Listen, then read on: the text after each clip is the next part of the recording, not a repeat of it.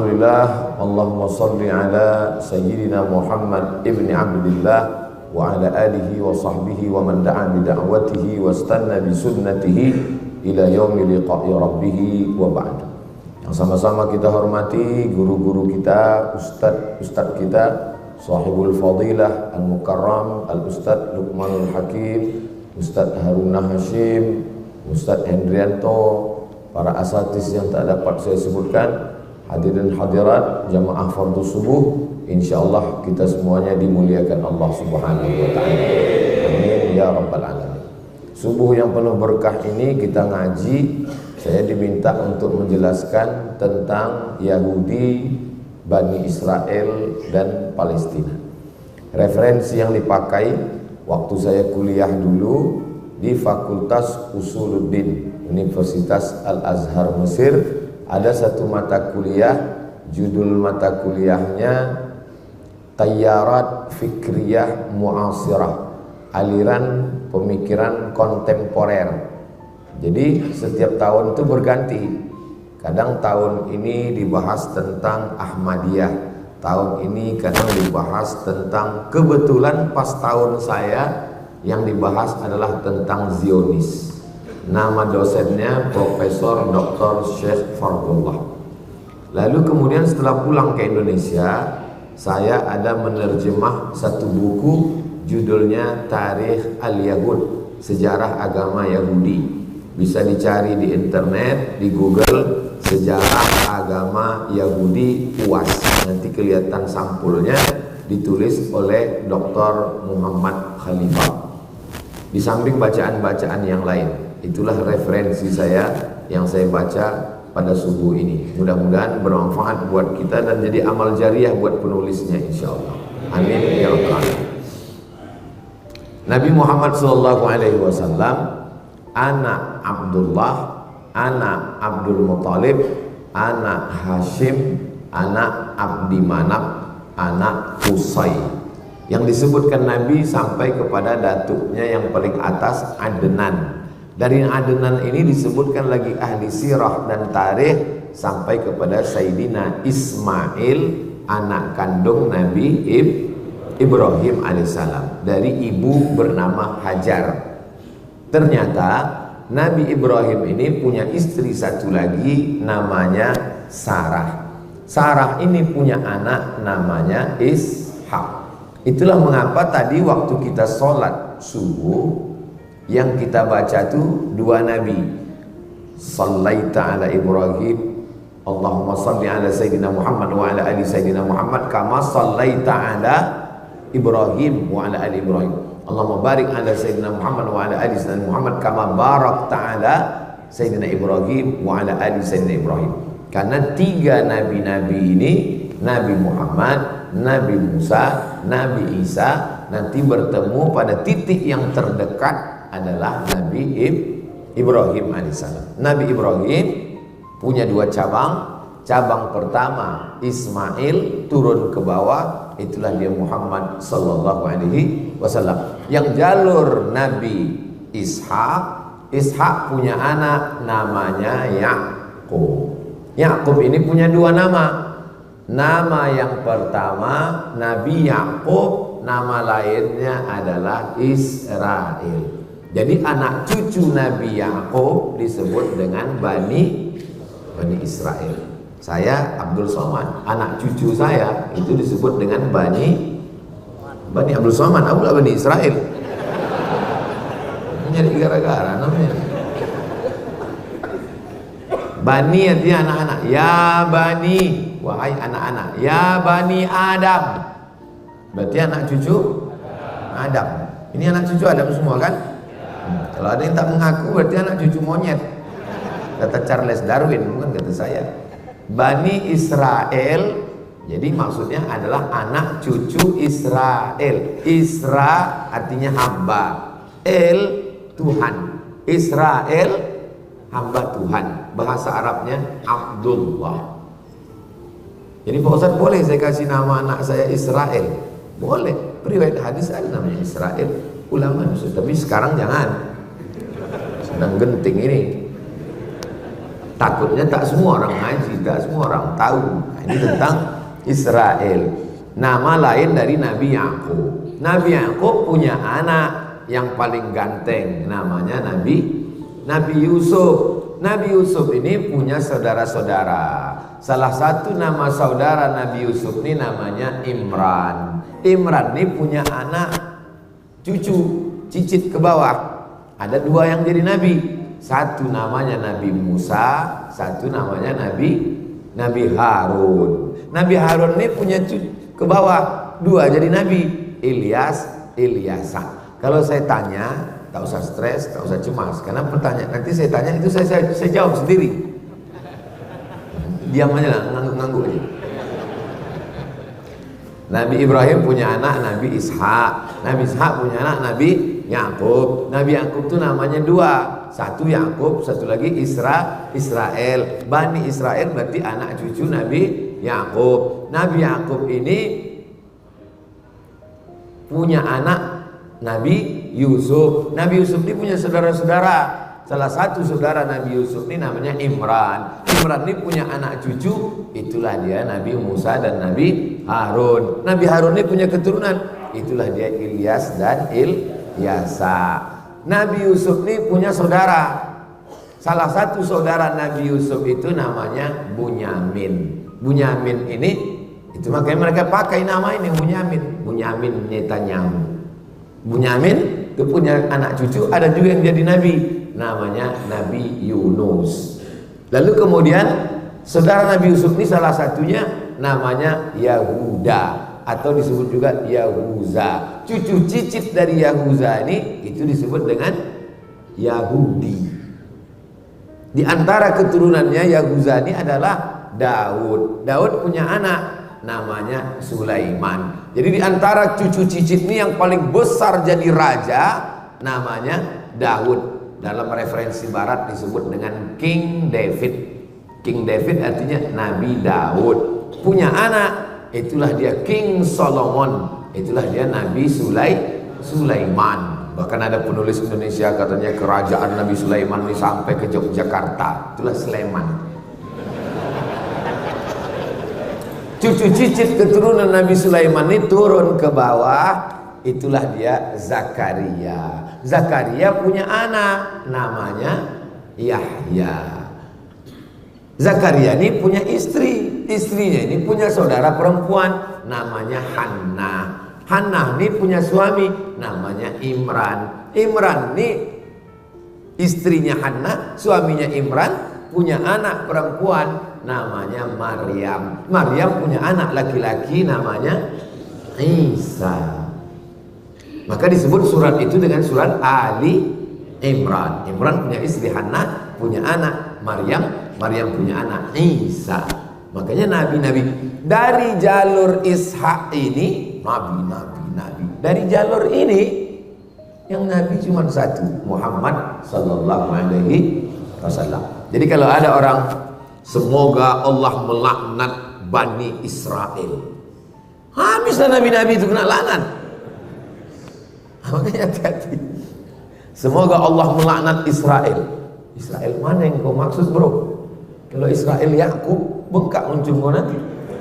Maksudnya Allah melaknat negara Israel yang sekarang sedang menjajah Palestina. Ini perlu dijelaskan. Dan ini tak bisa dijelaskan dalam takbir akbar. Ini dijelaskan dalam ngaji subuh. Memang kalau untuk tablik akbar di stadion Tanah Lapang, tapi kalau untuk ngaji subuh itu hanya bisa di Masjid Bukit Indah Sukajadi. Jangan kemana-mana, kita teruskan yang selesai. Dah jelas tentang Bani Israel. Udah jelas? Dah, kalau tak jelas nanti diulang lagi. Saya ini Pak Ustadz sebut nabi-nabi ini berkunang-kunang kepala saya. Memang kalau belum sarapan gitu memang. Nanti udah sarapan diulang balik. Udah masuk lontong sayur, ketupat apa. Oh ya baru agak paham. Alami normal. Nah, macam mana sifat-sifat anak cucu Israel tadi? Itulah disebutkan dalam Al-Quran. Kita bisa tahu sifatnya dari 4. Pertama, Nabi Yusuf dan saudara-saudaranya. Kedua, Nabi Ibrahim. Yang ketiga, nabi. Pertama, Nabi Yusuf bersama saudara-saudaranya. Yang kedua, Nabi Musa dalam perjalanannya bersama Bani Israel. Yang ketiga, Nabi Isa. Yang keempat, Nabi Muhammad sallallahu alaihi wasallam. Pertama kita bahas bagaimana Bani Israel bersama Nabi Yusuf dulu. Waja'u ala qamisihi bidamin kadhib. Datanglah saudara-saudara Nabi Yusuf menjumpai ayahnya. Ayah Nabi Yusuf bernama Nabi Yakub. Bidamin kadhib. Bidamin darah, kadhib bohong, dengan darah bohong. Datang saudaranya membawa baju Nabi Yusuf dengan darah bohong. Diambil mereka baju Nabi Yusuf, diambilnya darah kambing. Habis itu dibilangnya ke ayah, ya adik udah dimakan serigala. Jadi apalah, ini contoh kejahatan Bani Israel. Apalah kejahatan dia? Membohongi ayah kandung, membuang saudara kandung. Jadi orang kalau baca Quran, apa yang terjadi sekarang? Oh, sedang ayah kandungnya Nabi aja dibohonginya, apalagi PBB. Jadi kalau ada orang berikut ini perjanjian dengan Israel, tidak mungkin mereka berdusta, mereka adalah bangsa.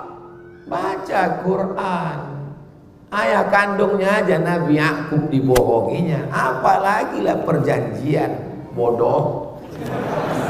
Ini orang kalau baca Quran paham dia. Kenapa dibuangnya Nabi Yusuf ini ke dalam sumur? Gara-gara nih Nabi Yusuf cerita ke ayahnya, inni ara fil manam inni ra'aitu ahada asyara kaukaba. Inni ra'aitu ahada asyara, aku melihat 11 kaukaba. Kaukaba bintang. Wasyamsa wal qamar, matahari dan bulan. 11 bintang, matahari dan bulan. Itulah yang dinyanyikan dulu dalam sebuah lagu nasyid. 11 bintang matahari bersujud padaku. Tak hafal saya 11 bulan bintang dan matahari bersujud padaku. Ra'aituhum li sajidin, kulihat mereka bersujud kepadaku. Apa kata Nabi Yakub, ayah Nabi Yusuf? La taqsus ru'yaka ala ikhwatik, jangan kau ceritakan mimpimu ini kepada saudara-saudaramu. Fayakidu laka kaida, nanti mereka melakukan tipu mus. Apa pelajaran dari sini? Orang Yahudi tak siap menerima mimpi. Mimpi antum aja dia tak siap menerima, padahal baru mimpi. Maka cerita mimpi itu sampai kepada nyatanya, mereka bawalah adiknya ini untuk lengkapnya lihat surat Yusuf. Jadi di antara rahasia kenapa kiai-kiai kalau datang ibu hamil, Pak Kiai, alhamdulillah saya hamil. Apa kata Pak Kiai? Banyak-banyak baca surat Yusuf. Supaya apa? Supaya tahu bagaimana kejahatan Yahudi. Cuman kadang ibu-ibu hamil ini salah sangka. Disangkanya biar anaknya ganteng macam Nabi Yusuf. Pas anak itu lahir komplain, tengok hitam. Pak Kiai katanya baca surat Yusuf anak ganteng, iki kok ireng. Pak Kiai orangnya sabar, tak mudah marah. Ditanyanya balik, bojone ndi? Iki ya bodoh. Jadi mereka dulu punya firasat yang luar biasa. Bagaimana anak-anak ini supaya imannya kuat seperti Nabi Yusuf melawan saudara sendiri. Kenapa mereka membunuh bangsa Arab? Padahal kalau dipertemukan ada pada satu nasab Nabi Ibrahim. Oh, saudaranya sendiri aja, Nabi lagi digitukannya. Apalagi lah bangsa Palestina. Jadi orang kalau membaca Quran, oh, itu jangan Israel itu.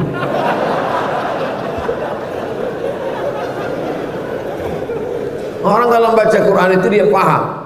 Kalau dia sudah paham, dia sudah bisa bilang, oh itu udah alhamdulillah. Kenapa? Kita ini sekarang perlu memahamkan umat yang tidak paham. Nah, ini tentang ulang. Itu bisa pada Nabi Yusuf. Nabi yang kedua, Nabi Musa. Itulah tadi imam kita membaca. Dibacanya kita baca. Silakan buka Qurannya. Wa idh najainakum min ali fir'aun. Ketika kami menyelamatkan kamu hai orang Israel Yahudi yang ada di Mesir. Dari siapa? Dari Fir'aun. Karena waktu itu Fir'aun yasumunakum su'al azab. Karena Fir'aun saat itu mengazab kamu dengan azab yang paling mengerikan. Yuzabbihuna abna'akum, anak laki-laki disembelih. Wa yastahyuna nisa'akum, anak perempuan dibiarkan. Wa fi dzalikum bala'um mir rabbikum azim, dan itu adalah ujian dari Allah yang sangat besar. Diselamatkan Allah Bani Israel. Apa balasan mereka kepada Nabi Musa alaihissalam? Ya Musa, lan nu'mina laka hatta narallaha jahrah. Wahai Musa, kami tak mau percaya kepada engkau sebelum engkau tunjukkan Tuhan itu jahrah, secara nyata. Mana Tuhan itu Musa? Mana? Saya pulang dari Maroko 2008. Sekarang sudah 2023. Berarti saya sudah tausiah selama 15 tahun. Belum pernah lagi pas saya tausiah tiba-tiba tegak jamaah. Ustaz, tunjukkan saya Tuhan itu nyata. Belum lah. Paling-paling sejahat-jahatnya orang Melayu, pas saya ceramah balik dia ke rumah. Jelas semua. Tapi kalau nantang langsung tak ada. Bani Israel, Nabi Musa jadi gitu kan ya. Lan nu'mina laka hatta narallaha jahrah. Kami tak percaya kepada kau Musa sebelum kami melihat Tuhan itu secara nyata. Makanya saya tak pernah mengamuk kepada haters and buzzers yang menyerang di medsos. Mana pernah saya marah. Kenapa? Karena akunnya fake semua. Tidak jantan seperti Bani Israel. Bani Israel itu jantan, tegak berdiri. Apa somat? Belum pernah lagi. Kalau ada sini lah, kusipah. Membaca perjalanan Nabi Musa bersama Bani Israel mendatangkan kesabaran bagi para dai. Tapi Nabi Musa tak meninggalkan mereka. Dibawa Nabi Musa dari Mesir ke Palestina. Jumlahnya 600.000 orang. Jadi jangan 2 kali jamaah haji Indonesia. Jadi yang kalian bayangkan Nabi Musa bawa nyebrang itu cuma 3 orang. Itu nyebrang jalan. 600.000 orang. Sampai di tengah. Apa balasan Allah untuk mereka? Wa dhallalna 'alaikumul ghamama. Kami datangkan awan dari atas. Itu kan ayat yang kita baca tadi. Wa dhallalna 'alaikumul ghamama. Panas Musa. Cuma Nabi Musa panas betul, tak ada pokok kayu. Doa Nabi Musa, diturunkan Allah awan. Wa dhallalna 'alaikumul ghamama, sejuk. Makan Nabi Musa, wa anzalna 'alaikumul manna wassalwa. Kami turunkan makanan dari surga. Nama makanannya manna dan salwa. Sekarang banyak pula jamaah kasih nama anak manna wassalwa. Habis dimakan orang. Apa balasan orang Bani Israel Yahudi? Beda Yahudi sama Bani Israel Pak Ustaz. Anak cucu Israel Yakub disebut dengan Bani Israel. Anak cucu Yahuza disebut dengan Yahudi. Semua Yahudi Israel, tapi tidak semua Israel Yahudi. Umumnya Israel. Umumnya Israel. Tapi tidak semua Yahudi Israel. Maka mereka pakai nama yang umum, disebutlah negara itu dengan Israel untuk mencakup semuanya. Diturunkan awan biar supaya tak panas. Dikasih manna wa salwa. Apa kata mereka kepada Nabi Musa? Ya Musa, wahai Musa, ud'u lana, mintalah kepada Tuhan wahai Musa, mimma yukhrijul ard, yang dikeluar bumi, mim baqliha, sayur-sayur, wa qissaiha, kisah itu bentuknya macam timun, tapi bukan timun, macam timun. Wa fumiha, bawang merah, wa adasiha, kacang adas, wa basaliha, bawang putih, wa fumiha, bawang putih, wa adasiha, kacang adas, wa basaliha, bawang merah. Apa pelajaran dari sini? Misalnya saya nih pergi ke Kalimantan Barat, datang Ustaz Lukman, dikasihnya lah makanan. Taklah sanggup pula saya bilang, Ustaz Lukman ada kerupuk jengkol enggak? Kan segan kita kan. Sama Ustaz aja segan kita. Bani Israel nih ke Nabi pula sanggup dia bilang. Nah, Musa bisa enggak bawang merah, bawang putih? Yang betul-betul apa maksudnya? Kurang ajar. Ini otak-otak Yahudi, otak-otak Bani Israel. Minta bawang merah, minta bawang putih, minta ini. Apa kata Allah menegur mereka? Atastabdiluna alladzi huwa adna billadzi huwa khair. Kalian sudah dikasih makanan terbaik dari surga, kenapa pula kalian minta makanan adna yang kualitasnya rendah, tak ada apa-apanya? Begitulah perjalanan. Jadi berkawan sama Yahudi ini, Nabi Musa berkawan sama Yahudi ini waktu dari Mesir ke Palestina. Kalau bahasa Melayunya, diletak di belakang menando, diletak di depan menyipak. Suruh dia di depan, kita di belakang. Sipaknya gitu. Kita di depan, dia di belakang, tanduknya kita. Jadi kalau ada kawan di Batam ini begini, nah ini otak-otak Yahudi. Mesti diganti otaknya dengan otak-otak. Lalu kemudian perjalanan pun berlanjut. Nabi Musa naik ke atas bukit Tursina. Kami naik ke atas bukit Tursina ini jam 12 malam. Sampai ke atas, salat subuh di atas. Banyak ketemu Yahudi. Gini ke matahari di atas. Ada sinagog di atas.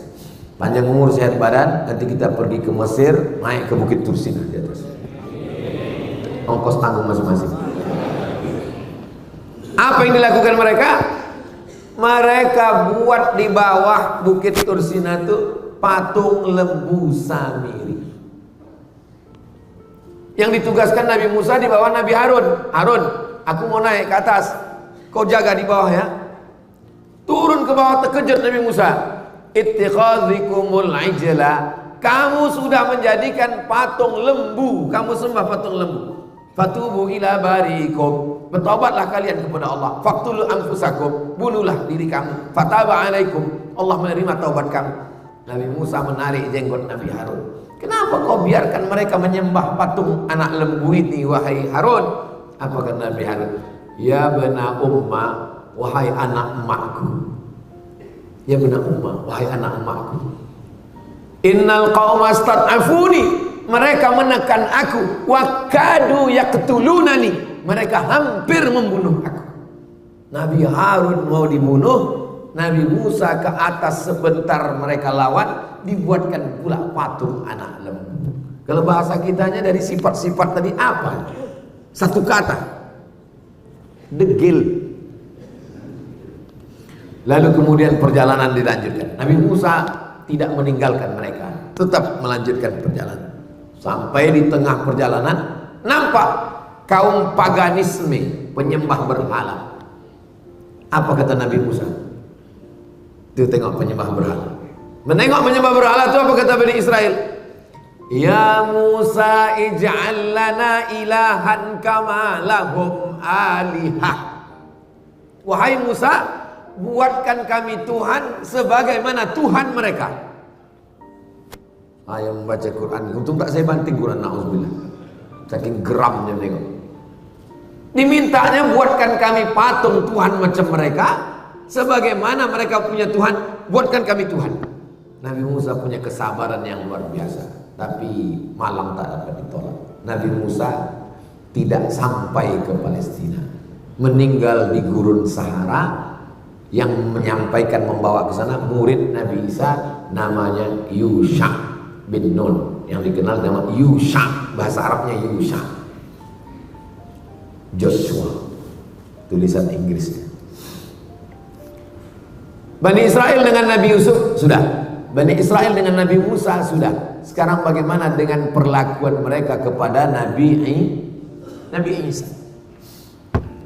Surat Ali Imran. Iz qalat imra'atu, perlakuan Bani Israel terhadap Nabi Isa bisa dilihat dalam dua surat. Surat yang pertama atas nama ibu Nabi Isa, surat Maryam. Perlakuan yang kedua bisa dilihat dalam surat datuk Nabi Isa, Al-Fatihah, Al-Baqarah, Ali Imran.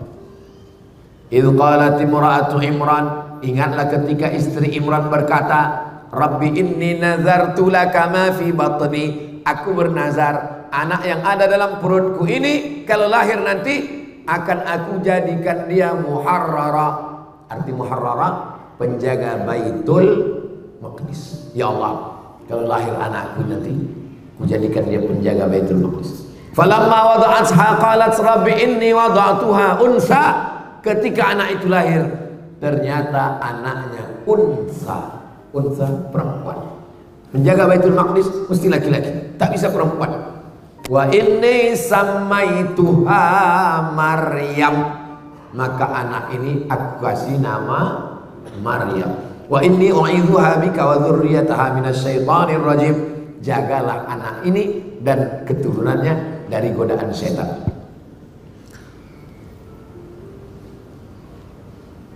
Inni samaituha Maryam wa inni u'idzuha bika wa dzurriyyataha minasyaitonir rajim fataqabbalaha rabbuha biqabulin hasanin wa ambataha nabatan hasana fakaffalaha Zakaria. Anak itu diasuh oleh Zakaria karena Imran meninggal, Maryam anak yatim dijaga oleh Zakaria. Diletakkan satu tempat namanya mihrab. Kullama dakhala 'alaiha Zakaria al-mihrab, setiap kali Zakaria masuk ke dalam mihrab, wajada indaha rizqa, ditengoknya banyak buah-buahan, makan-makanan. Musim dingin, musim panas ada makanan khusus. Nabi Zakaria heran. Ya Maryamu anna laki hadza, wahai Maryam, dari mana kau dapat makanan ini? Qalat, Maryam berkata, innallaha yarzuqu man yasha'u bighairi hisab. Allah kalau sudah mau memberi rezeki, tak ada yang bisa menduga-duganya. Ini datang dari Allah. Allah sudah mengkhususkan Maryam dari sejak dalam kandungan ibunya. Lalu kemudian Allah kirim malaikat Jibril. Arsalna ilaiha ruhana, kami kirimkan malaikat Jibril kepada Maryam. Fatamatsala laha basharan sawiyya, dia dalam bentuk basharan, manusia, sawiyya, yang sempurna, ganteng. Macam mana anak muda yang di Batam ini. Begitu cara menguji orangnya biar tahan dia dengan ceramah lama walaupun belum sarapan. Dalam bentuk anak muda yang ganteng. Menengok anak muda yang ganteng, apa kata Maryam? Inni a'udzu birrahmani in kunta taqiyya, aku minta perlindungan kepada Allah, in kunta taqiyya, kalau kau takut kepada Allah wahai anak muda ganteng, janganlah kau dekati aku. Lalu apa kata malaikat Jibril? Inni rasulu rabbiki li ahabalaki ghulaman zakiyya, aku diutus Allah untuk mengirimkan kepada engkau seorang anak laki-laki zakiyya, anak laki-laki yang suci. Nama anak bapak siapa? Zaki. Masya Allah. Kenapa malas mandi? Nama Pak Zakinya itu sih. Ghulaman zakiyya, anak yang suci bersih, Nabi Isa. Lalu kemudian dia pun hamil, mengandung anak. Ketika hamil, datanglah fitnah orang Yahudi. Apa kata orang Yahudi? Maryam sudah berzina dengan si Joseph tukang kayu.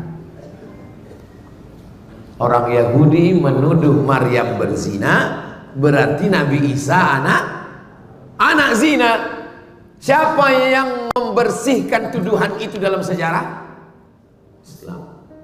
Jadi kalau kalian sekarang membela-bela Zionis Israel, maka sesungguhnya yang membebaskan, membela Nabi Isa dari tuduhan anak zina, Maryam dibersihkan dari perlakuan zina, itu yang membersihkannya adalah Nabi Muhammad sallallahu alaihi wasallam lewat dua surat, surat Maryam dan surat Ali Imran.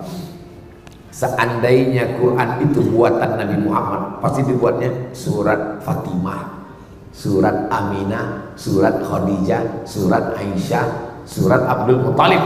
Tak ada nama surat datuknya, tak ada nama surat ibunya. Yang ada nama surat ibunya Nabi Isa dan datuknya Nabi Isa. Itu menunjukkan kedatangan dia adalah utusan Allah untuk membersihkan tuduhan-tuduhan. Apa kata Yahudi menuduh Maryam? Maka abuki mara'a sau'in, ayahmu bukan penjahat. Wa makanat ummuki baghiya, ibumu bukan baghiya WTS. Maryam, kenapa kau bisa hamil tak punya suami? Ayahmu bukan preman tengik penjahat, ibumu bukan WTS. Kenapa kau bisa hamil tanpa suami? Nah, Maryam diam. Wa asyarat ilaih, dia hanya menunjuk bayinya Isa yang baru lahir, ditunjuknya gitu. Ini bukti kalau Yahudi ngomong ngejek kita, maka jawabannya adalah di fa'asyarat ilaih, dia hanya menunjuk anaknya. Makin marahlah Yahudi tadi. Apa kata mereka? Kaifa nukallimu man kana fil mahdi sabiyya.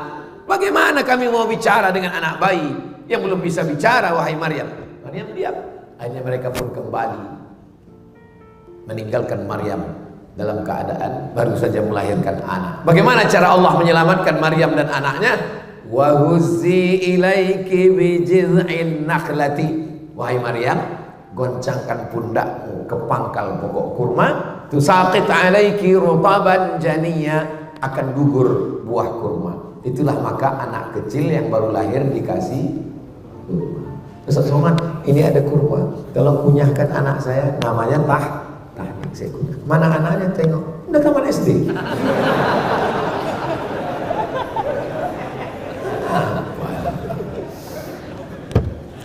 Nah, sampai mana tadi? Itu lupa pula gara-gara anak SD minta Tahnik tadi. Begitulah perlakuan mereka. Nabi Isa ini berdakwah Nabi Isa, jumpalah sama Yahudi. Kata Nabi Isa, dibawa Nabi Isa ikan yang udah mati. Kata Nabi Isa, kenapa ikan ini, kata Nabi Isa, ikan asin, kenapa ikan ini busuk? Kata Yahudi, ya ikan kalau sudah naik ke atas busuk lah. Kata Nabi Isa, ikan ini bukan busuk, tapi karena garamnya sudah tak asin lagi. Karena ikan walaupun mati, kalau dikasih garam bisa busuk? Tidak. Jadi ikan asin. Maksud Nabi Isa menyindir mereka, kenapa Bani Israel ini rusak? Karena garamnya sudah tak asin lagi. Yang dimaksud dengan garamnya itu adalah ulama. Karena ulamanya tak baik, maka ikan busuk. Jadi kalau nampak umat ini mulai mengalami pembusukan, persis seperti ucapan Nabi Isa, karena garamnya sudah tak asin lagi. Mudah-mudahan garam kita tetap asin, insyaallah. Pakailah garam beriodium. Tersinggung mereka, marah dengan Nabi Isa. Itu asal muasal mereka sakit hati dengan Nabi Isa. Lalu kemudian mereka ada kurban. Kurban mereka pakai burung merpati. Kurbannya tidak pakai lembu, pakai sapi, pakai kerbau, pakai burung merpati. Pendeta-pendeta Yahudi ini beternak burung merpati, dibuatnya kurban setahun 2 kali. Biar supaya apa? Biar bisa jualan bulu merpati. Marah Nabi Isa kritik. Apa ini kalian bisniskan ini? Kalian jadikan agama ini sebagai materi uang. Akhirnya mereka marah, tersinggung dengan Nabi Isa. Bersekongkollah orang Yahudi dengan penguasa Romawi, mencari murid Nabi Isa untuk menunjukkan mana persembunyian Nabi Isa. Murid-murid Nabi Isa solid. Wa idh qala Isa ibn Maryam lil hawariyin, Ketika Nabi Isa berkata kepada murid-muridnya Hawariyin, "Man ansari ilallah?" Siapa yang akan menolong aku menegakkan agama Allah? Qala al-Hawariyun, murid Nabi Isa berkata, "Nahnu ansarullah." Kami akan menolong. Tapi rupanya di antara murid ini ada satu pengkhianat, namanya Yudas Iskariot. Ditunjukkannya persembunyian Nabi Isa. Dia dapat 300 keping uang emas. Bersekongkol antara tokoh agama Yahudi dengan tokoh politik Romawi mau menangkap Nabi Isa. Pengkhianat 3, pengkhianat politik Romawi, tokoh agama Yahudi berkoalisi 3 untuk menangkap Nabi Isa alaihissalam. Turun mukjizat.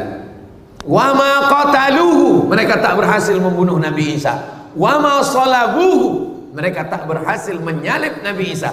Walakin syubbiha lahum, ada satu orang laki-laki yang diserupakan wajahnya. Itulah yang murid pengkhianat, namanya Yudas Iskariot. Makanya jangan jadi pengkhianat, nanti kau kena salib.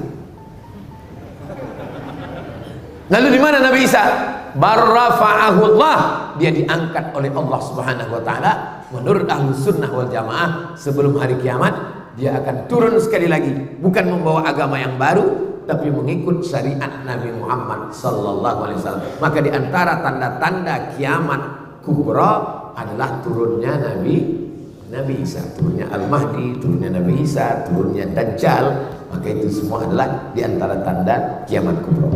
Ini tentang perlakuan mereka kepada Nabi Yusuf sudah, kepada Nabi Musa sudah, kepada Nabi Isa sudah, sekarang kepada Nabi Muhammad sallallahu alaihi. Datanglah Abu Thalib membawa Nabi Muhammad berdagang. Panas, nampak mereka ada satu rumah gereja tua, bernaung mereka di bawah atapnya. Tak lama keluar pendeta dari dalam.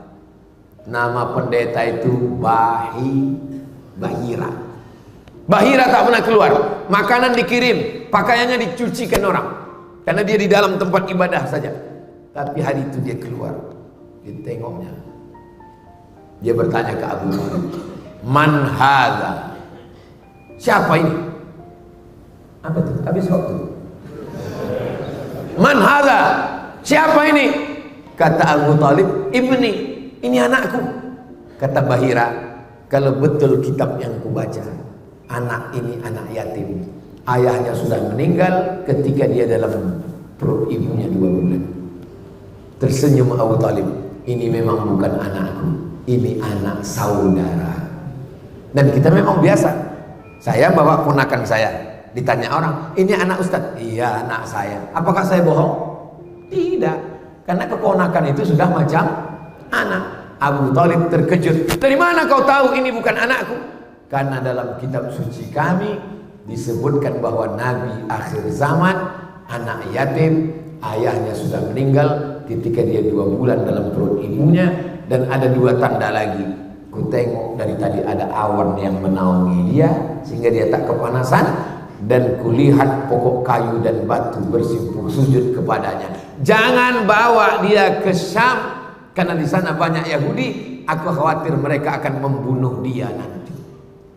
Loh, kenapa dibunuhnya?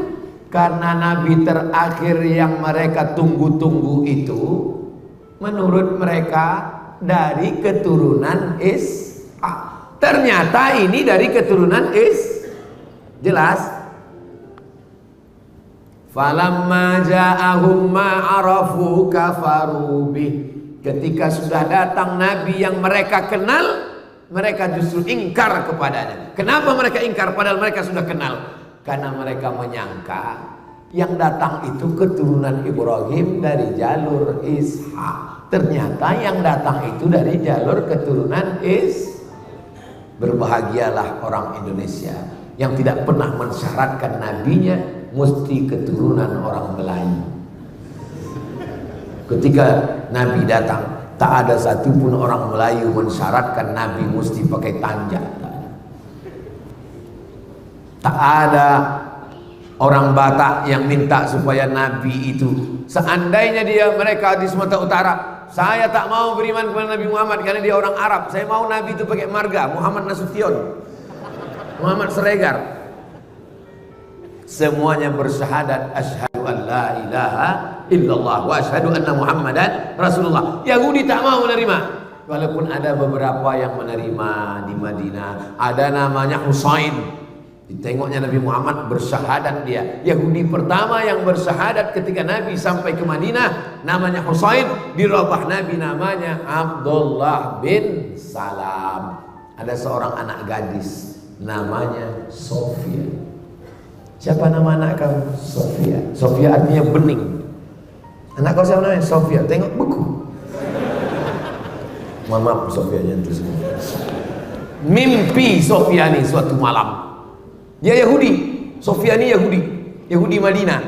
Di Madinah itu ada Yahudi Pak Ustaz. 4 Yahudi Madinah. Yahudi Bani Nadir, Yahudi Bani Quraizah, Yahudi Qainuqa, Yahudi Khaybar. Di Madinah. Nabi bertetangga dengan orang Yahudi. Salah satu anak perempuan Yahudi ini namanya Sofia. Malam itu mimpi dia memangku bulan. Turun bulan itu di pangkunya. Diceritakannya ke ayahnya. Nama ayahnya Huyai, nama atuknya Akhtab. Sofia binti Huyai bin Akhtab. Ya. Malam tadi ku tengok bulan turun, duduk di pangkuan, ditempeleng ayahnya. Keluar darah muncul dari mulut. Karena orang Yahudi tahu bahwa yang dimaksud dengan bulan itu adalah Muhammad SAW. Bulan purnama Badar, itulah Nabi Muhammad. Makanya kalau Nabi datang kita sambut dengan Tala'al Badru alaina. Orang Yahudi pun tahu bahwa bulan purnama itu adalah Nabi Muhammad SAW. Ditempelengnya anaknya karena dia takut anaknya ini menikah. Takdir tak bisa ditolak. Akhirnya Nabi tetap menikah. Maka istri Nabi salah satunya adalah orang Yahudi, namanya Sofia binti Huyai bin Akhtab. Nabi diundang oleh orang Yahudi. Nabi datang. Kira-kira kita kalau diundang Yahudi datang atau tak datang? Apa pula kalian datang?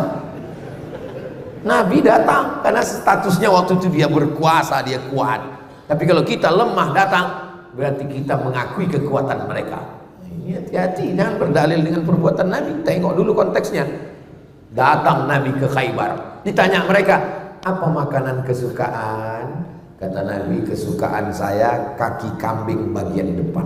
Kita biasanya kalau tamu kita tanya, mau kita suguhkan makanan kesukaannya. Rupanya ditanamkan mereka racun paling banyak di kaki kambing bagian depan. Mau mereka bunuh Nabi Muhammad SAW. Begitu sampai makanan itu masuk ke mulut Nabi, langsung Jibril kasih tahu, sempat ada setetes masuk ke dalam. Hikmahnya Nabi meninggal sebagai syahid, mati syahid. Tapi sisanya dimuntahkan Nabi. Sahabat Nabi sebelah yang makan tak sempat kasih tahu, makan masuk ke dalam, meninggal. Ditangkap perempuan yang Yahudi yang membagi racun itu. Kenapa kau racun Muhammad? Apa jawab dia? Aku mau ngetes dia Nabi asli atau Nabi palsu. Emanglah otak-otak yang Nabi memaafkan, tapi saudara keluarga yang terbunuh tadi tidak memaafkan, maka berlaku hukum qisas dalam Islam.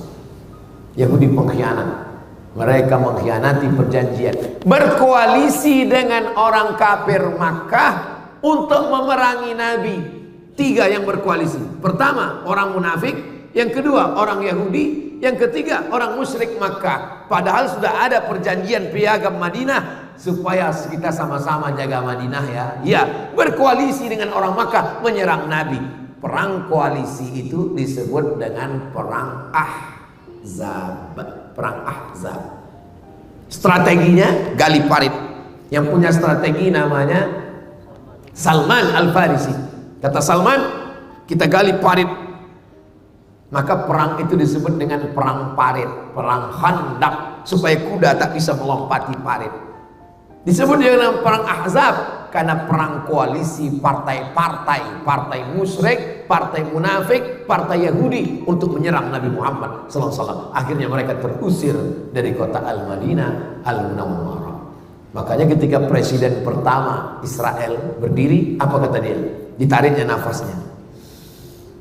Aku mencium bau kakekku di Madinah. Apa maksudnya? Nanti kalau Israel berkuasa, dia akan mengambil kota Madinah. Bukan sembarangan, karena dia anggap Nabi Muhammad mengambil, padahal mereka ingkar perjanjian. Ini mesti diluruskan. Jadi jangan bayangkan Nabi Muhammad datang bawa pedang ke kota Madinah, semua Yahudi pancung kepalanya. Tidak begitu. Baca sejarah baik-baik. Mereka tempat bertetangga selama 2 tahun. Setelah itu mereka melakukan pengkhianatan, akhirnya terusir dari kota Al-Madinah Al-Munawwarah. Falamma ja'ahum ma'arafu kafarubi. Ketika Nabi yang sudah mereka kenal itu datang, mereka ingkar. Dan mereka itu kalau datang Nabi tak sesuai dengan keinginan mereka, fariqan kadzabtum wa fariqan taqtulun. Sebagiannya kamu dustakan dan sebagiannya kamu bunuh. Percobaan pembunuhan mereka lakukan kepada Nabi beberapa kali. Mereka curi rambut Nabi. Rambut Nabi dicuri. Mereka simpul dalam 11 simpul tali. Mereka masukkan ke dalam sumur, mereka sihir. Karena Yahudi di antara hobinya adalah sihir. Jadi kalau ada orang di Batam nih suka sihir, berdukun-dukun, itu ada otak-otak Yahudi sih. Maka turunlah 11 ayat untuk membuka 11 simpul tali. Datang Jibril ngasih tahu, ini rambut Nabi sedang dicuri. Mereka simpul dalam 11 simpul tali, mereka masukkan ke dalam sumur. Turun 11 ayat. Qul a'udzu birabbil falaq min syarri ma khalaq wa min syarri ghasiqin idza waqab wa min syarri naffatsati fil 'uqad wa min syarri hasidin idza hasad. Qul a'udzu birabbin nas malikin nas ilahin nas min syarri waswasil khannas alladzi yuwaswisu fi sudurin nas minal jinnati wan nas. Itu 11 ayat pembuka simpul buhul-buhul tali sihir, dibacakan, dihembuskan ke air, ditiupkan ke wajah. Oh, Pak Ustadz, kemarin waktu saya bacakan 11 ayat itu malah ketawa yang disihir itu. Masa setan ngusir setan gitu. Rupanya bukan salah ayatnya, salah yang baca. Yang baca itu ulahnya cuma setan juga. Lalu kemudian bagaimana perlakuan mereka sampai akhirnya begitulah perlakuan Yahudi kepada Nabi Yusuf, Nabi Musa, Nabi Isa, Nabi Muhammad sallallahu alaihi wasallam. Yang punya senjata dipakainya memerangi Nabi, yang punya sihir dipakainya menyihir Nabi, yang punya racun dipakainya meracun Nabi, yang punya bibir dipakainya mengejek Nabi. Kalau orang Islam jumpa Nabi, assalamu alaika. Orang Yahudi kalau jumpa Nabi, assalamu alaika. Mirip, assalamu alaika, selamat untukmu. Assalamu alaika, matilah kau. Suka mempleset-plesetkan. Jadi siapa yang suka mempleset-plesetkan nih? Ada otak-otak Yahudi sekitar. Nah, lalu kemudian mereka pun terusir, tak punya negeri. Kenapa? Karena tak ada yang suka akibat dari perbuatannya. Sampai akhirnya pada akhir 1800-an ada satu tokohnya namanya Theodor Herzl. Theodor Herzl, tokoh Yahudi, ingin membuat sebuah negara. Ide membuat sebuah negara ini datang belakangan. Theodor Herzl punya cerita. Datanglah mereka menemui Sultan Abdul Hamid. Kebetulan waktu itu Palestina di bawah kekuasaan Turki Utsmani. Dibawanya duit emas 1 koper. Wahai Sultan Abdul Hamid, kami minta membuat negara di Palestina. Apa kata Sultan Abdul Hamid? Yang diperjuangkan dengan darah tidak akan dijual dengan emas. Sakit hati mereka dengan ucapan itu. Akhirnya mereka tumbangkan Sultan Abdul Hamid. Maka habislah Turki Utsmani pada tahun 1924. Tak ada lagi penjaga Turki. 1924. Itulah maka mereka bisa masuk ke Palestina tahun 1946. Kenapa bisa masuk? Karena lemahnya kekuasaan umat Islam. Siapa yang mengasih mereka masuk ke dalam? Karena waktu itu Palestina dijajah Inggris. Inggrislah dosanya yang paling besar memasukkan Israel ke Palestina. Kalau mau tahu Cerita siapa negara yang paling besar dosanya? Inggris, karena dia menjajah Palestina dan dikasihnya tiket masuk Israel berdatangan beramai-ramai. Kenapa mereka datang ramai-ramai ke Palestina? Kata Syekh Fargallah, mereka menunggu Melek Mesiah. Melek bahasa Arabnya Madik, Mesiah juru selamat. Mereka menunggu raja juru selamat terakhir. Mereka bermimpi akan punya raja, akan punya kerajaan, punya raja. Syarat rajanya itu turun, mesti ada 5 syarat. Syarat yang pertama, semua Yahudi di dunia datang kembali ke Palestina. Maka mereka pun datang, yang dari Amerika datang, yang dari Eropa datang, yang dari Maroko datang, yang dari Andalusia datang, yang dari Rusia datang, semuanya kembali. Sekarang sudah berkumpul 5 juta orang Yahudi di Palestina, membuat negara bernama Zionis. Zionis dari satu bukit, nama bukitnya Bukit Sion, atau disebut juga dengan Zion. Maka mereka sebut negara itu adalah negara Israel, didirikan oleh kelompok Zionis Israel. Kenapa mereka buat negara itu? Karena syarat menurut mereka akan turun raja yang mereka nantikan itu kalau ada 5 terwujud. Pertama, orang Yahudi mesti ramai-ramai pulang. Sudah pulang atau belum? Sudah, sejak 1946 buat negara 1948. Sekarang Palestina menjadi minoritas, dan menurut Google Map tak ada lagi Palestina, yang ada hanya Israel. 2, sakit hati mereka yang paling besar adalah kepada Babel, karena bangsa yang paling banyak menyiksa mereka, lebih dahsyat daripada Fir'aun, adalah Babel. Babel itu maksudnya Babilonia. Babilonia itu Irak, bukan Bangka Belitung. Maka setiap penguasa mereka pasti menghajar, menghantam Babel, Irak. Karena menurut mereka setiap penguasa mereka mesti menghantam Irak, karena syarat untuk membalaskan sakit hati raja-raja mereka. Kalau mau raja terakhir itu turun, maka hantamlah Irak. Itulah mengapa Irak babak belur terus. Tapi yang menghantam Irak kan Amerika, Pak Ustaz, bukan Israel. Atas perintah Israel. Loh, bukannya Israel negara kecil, Amerika negara besar. Presiden Amerika tidak akan terpilih kecuali persetujuan dari Israel garis kanan. Dan menteri-menteri itu adalah sebagian besar Madeleine Albright, Yahudi. Yang merusak melalui film, Yahudi. Nah, ini semua Yahudi.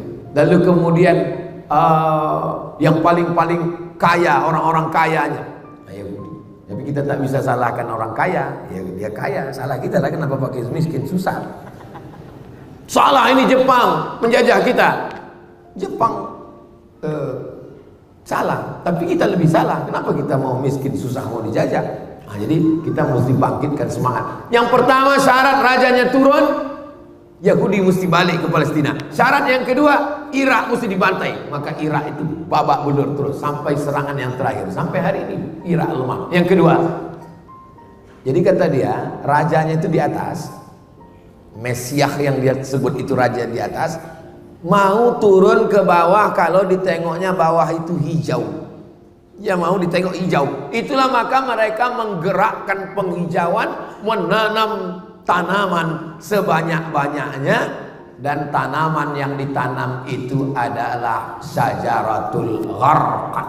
Namanya pohon gharqad. Subhanallah, Masya Allah, Tabarakallah, Allahu Akbar. Allahu Akbar. Kenapa Allahu Akbar? Karena dalam hadis Nabi dikatakan, nanti ketika kamu berperang dengan Yahudi, sampai batu-batu berkata, ya Muslim, hadza Yahudi khalfi. Wahai Muslim, ini di belakangku ada orang Yahudi. Faktulhu, bunuh dia. Satu-satunya yang membela Yahudi, kata Nabi, cuma satu. Apa itu? Pohon gharqad. Dan pohon gharqad itu sedang mereka tanam sekarang. Saya waktu sampai di perbatasan, ini Mesir, ini Rafah. Rafah ini satu kota dibagi dua, setengah untuk Mesir, setengah diambil Israel, Palestina. Ditunjukkan sama Gayat, Ustadz Somad, itu adalah pohon wortel yang hijau mereka tanam. Untuk apa? Supaya mereka bisa terselamatkan. Syaratnya mesti hijau, barulah raja yang mereka nanti itu akan datang turun. Mereka melakukan protokoler yang dibuat oleh Zionis sesuai dengan yang mereka baca dalam kitab mereka. Mereka percaya, mereka mengamalkannya, mereka menerapkannya, karena mereka mau membuat yang namanya The Great Israel Raya. 4. Apa lagi mesti mereka lakukan? Mereka mesti membersihkan tempat itu dari orang yang bukan Yahudi. Makanya yang boleh datang menjadi warga negara Yahudi itu mesti emaknya, ayahnya Yahudi. Itu yang original Yahudi. Andai ayahnya tidak Yahudi, paling tidak emaknya Yahudi. Karena mereka melihat nasab dari jalur emak. Ayahnya boleh tak Yahudi. Makanya dulu ketika datang Yahudi yang mengaku Yahudi dari Afrika, tak diakui karena tengok hitam. Jadi yang sekarang jadi simpatisan Yahudi dari Asia, kalian jangan pernah mimpi jadi warga negara Yahudi kalau kalian pesek, Yahudi bonga, Yahudi bodoh. Tak akan diakui kalian, karena mereka hanya mengakui Yahudi kalau darahnya darah Yahudi. Andai bapaknya tak Yahudi, emaknya mesti Yahudi. Andai emaknya Yahudi, baru diakui. Emaknya tak Yahudi, tidak diakui. Karena syaratnya mesti berdarah Yahudi. Beda sama Islam. Islam tak ada tengok darah. Islam siapapun dia, mau Melayu, mau Batak, mau Minang, mau Jawa, mau Eropa, mau Sunda, mau Bugis, mau Makassar, mau Banjar, selama dia bersyahadat asyhadu an la ilaha wa asyhadu anna Muhammadan Rasulullah. Jadi yang ikut-ikut agama Yahudi, yang tidak Yahudi, sadarlah kalian. Udah pesek, hitam, pendek, hidup, ikut Yahudi pula. Yang kelima, apa syaratnya baru turun? Ini syarat yang terbesar. Mesti dibangun Temple of Solomon. Apa Temple of Solomon ini Pak Ustadz? Ini Masjidil Aqsa. Kata mereka di bawah Masjidil Aqsa ini ada kuil King Solomon. Maka Masjidil Aqsa ini mesti diratakan dengan tanah, dinaikkan kuil ini, dibangun ke atas untuk menyambut kedatangan. Gambarnya sudah mereka siapkan. Tulis aja di Google itu Temple of King Solomon, King Solomon Temple. Tak pula keluar. Habis paket diambil Yahudi.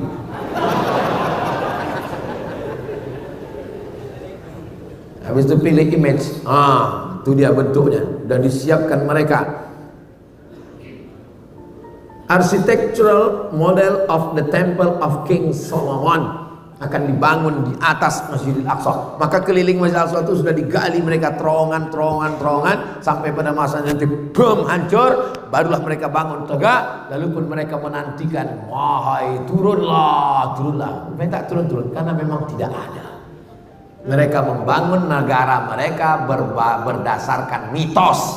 Siapa yang mengatakan gitu? Roger Jarudi. Roger Jarudi tidak Islam, orang Prancis, benci pada Islam. Allah kasih hidayah, masuk Islam. Ditulisnya buku Israel membangun negara berdasarkan mitos, ditangkap oleh negara Prancis. Begitulah mereka. Bagaimana simbol logo negara Yahudi Israel? Bendera Israel. Gimana bendera Israel nih Pak Ustaz? Bendera Israel. Macam mana bentuk benderanya? Pilih image. Benderanya adalah biru di atas, biru di bawah, di tengah bintang segi 6. Ini bukan main-main, ini simbol. Apa makna biru di atas? Sungai Nil. Apa makna biru di bawah? Sungai Efrat. Di mana Sungai Nil? Afrika Utara, Irak. Di mana Sungai Efrat? Irak, Asia. Mereka membuat negara besar yang perbatasannya antara dua sungai, antara Sungai Nil dengan Sungai Efrat. Lalu apa makna bintang segi 6? Bintang segi 6 ini simbol kerajaan King David menurut versi mereka. Nah, jadi jangan latah nanti di mobil buat bintang segi 6, tato buat bintang segi 6, pas taubat tik tik tik tik ngilang. Saudara yang dimuliakan Allah Subhanahu wa taala, mereka punya cita-cita, mereka punya misi dalam hidup. Ini belum apa-apa sampai nanti puncaknya. Kapan kita baru bisa membela, memerdekakan Palestina? Tengok dalam hadis, ketika batu berkata, "Ya Muslim, hadza Yahudi khalfi." Wahai Muslim, ini di belakangku ada Yahudi. Selama kita masih mengatakan ya Palestina, ya Indonesia, ya Amerika, ketika nanti kita sudah mampu berkata ana Muslim, waktu itulah baru kita bisa membela, memerdekakan Palestina. Jangan karena kajian subuh ini lalu semuanya selesai ini mendaftar ke panitia mau ke Palestina. Andai kalian pergi ke Palestina, kalian mau buat apa? 2 hari setelah itu keluar berita 50 relawan dari Batam kehilangan tenaga karena tak makan lontong sayur. Jadi maksud kita bahas subuh ini, yang kalian belajar fakultas kedokteran, belajar kumpulkan duit banyak-banyak, kirimkan duit untuk apa? Untuk membeli selimut, karena tak lama lagi Palestina akan masuk musim dingin, mau gigil turun salju. Selimut kita kirimkan ke lembaga terpercaya, diantaranya dompet Du'afa, supaya jangan sampai masjid jangan sembarang kirim, cuma kirim nanti masuk dalam daftar teroris internasional, ditangkap. Pas ditangkap ditanya, dari mana nih? Dari Batam. Siapa yang mengumpul? Ustadz Somad. Aku pun ikut juga. Nah ini kita bantu Palestina. Selemah-lemah bantuan adalah doa. Belum pernah Abdul Somad kosong khutbah Jumatnya sekalipun dari doa untuk Palestina. Setiap saya khutbah, saya berdoa, Allahumma, walaupun tidak ada serangan, walaupun keadaan damai, walaupun apapun, tetap saya doakan, Allahumma ansuril Islam wal muslimin fi Palestin. Cuman kadang jamaahnya pula tertidur. Kita berapi-api di atas, dia di bawah. Palestina adalah bagian dari kita. Tidak perlu menjadi muslim untuk peduli Palestina. Kau tak usah jadi Islam, kau tak usah jadi orang Islam untuk peduli Palestina. Cukup jadi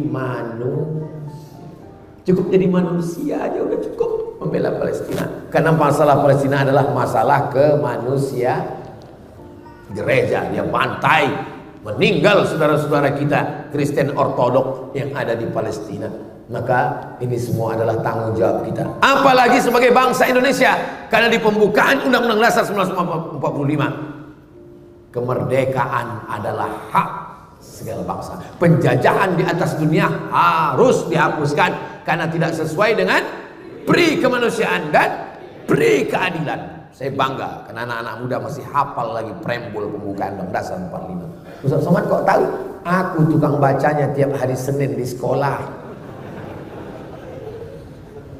Saudara yang dimuliakan Allah Subhanahu wa taala, ketika Indonesia, Bung Karno Hatta memproklamirkan kemerdekaan Indonesia yang bertanah air satu, tanah air Indonesia, presiden pertama yang mendukung kemerdekaan Indonesia adalah Presiden Gamal Abdul Nasir dari Mesir. Mufti pertama yang mendukung kemerdekaan Indonesia adalah Mufti Amin Al-Husaini dari Palestina.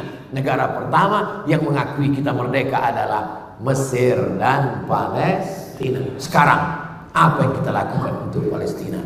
Hai para tentara yang gagah, hai para penguasa, dengan tombol nuklirmu, dengan baju besimu, kau akan diminta tanggung jawab di hadapan Allah Subhanahu wa taala. Allahu Akbar.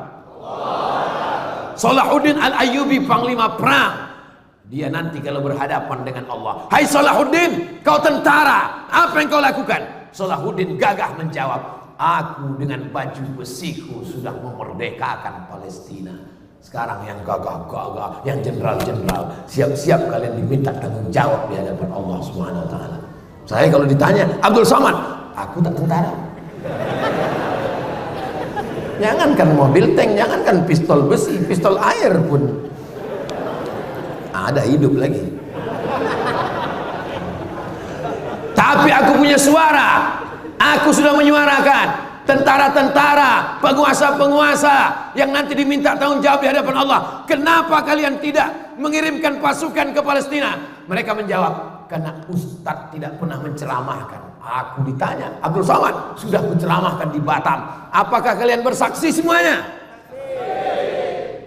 Allahumma ballaghtu, ya Allah sudah kusampaikan. Allahumma fashhad, saksikan ya Allah. Sehingga tidak ada satupun jenderal penguasa tentara yang nanti bisa berdalih di hadapan Allah Subhanahu wa taala. Karena aku sudah menyampaikan, aku sudah lepas tanggung jawab. Allahu Akbar. Ini Ustaz semangat nih karena Palestina atau karena lapar? Bercampurlah dua-duanya. Kita sudah bahas Palestina ini dari awal sampai akhir. Pembahasan Palestina biasanya saya comot sikit-sikit dalam tabligh akbar. Pembahasan Palestina yang paling lengkap dari awal sampai akhir itu hanya ada pembahasannya di Masjid Bukit Indah Sukajadi Batam. Tonton, share, subscribe, like, share, and comment. Adik-adik, potong video ini pendek-pendek.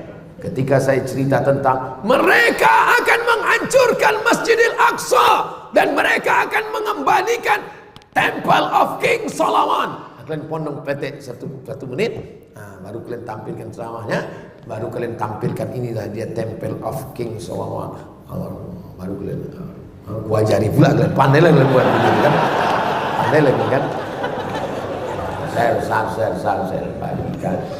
Ketika saya bercerita tentang mereka berkeyakinan bahwa mereka akan berkuasa, batas negaranya adalah biru di atas, biru di bawah. Biru di atas adalah sungai Nil, biru di bawah adalah sungai Efrat. Mereka ingin mendirikan the Great Israelian. Akan potong di 1 menit, akan tampilkan bendera Israel. Inilah dia yang akan menjadi kuasa. Bisa tak bisa? Kalau tak bisa aku buat nanti. Itulah yang dapat saya sampaikan pada subuh yang penuh berkah ini. Mudah-mudahan bermanfaat untuk kita dan saudara kita semuanya, insyaallah. Aku qouli hadza astaghfirullah li wa lakum. Di akhir majlis mari kita sama berdoa kepada Allah. Mudah-mudahan Allah senantiasa menolong kita supaya istiqomah. Berapa banyak orang mengejek kita tak peduli, karena kita hanya takut kepada Allah. Kita akan diminta tanggung jawab di hadapan Allah. Apa kontribusi kita untuk saudara kita di Palestina? Al hadhihi niyah wa kulli niyatin salihah. Al-Fatihah.